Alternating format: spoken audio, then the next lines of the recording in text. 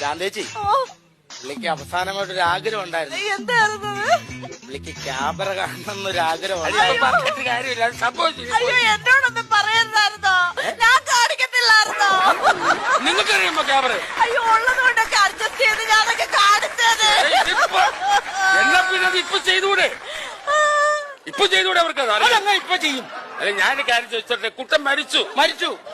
കുട്ടൻ മരിച്ചെങ്കിലും കുട്ടന്റെ ആത്മാവ് വീടിന് വിട്ടുപോയിട്ടുണ്ടോ? ഇല്ല. അപ്പൊ അവര് ആത്മാവിന്റെ പോകുന്നതിന് മുമ്പ് ക്യാമറ കണ്ടിട്ട് പോട്ടെ, അവരുടെ ആത്മാവിനെങ്കിലും ശാന്തി ലഭിക്കട്ടെ ഞാൻ പറഞ്ഞല്ലോ.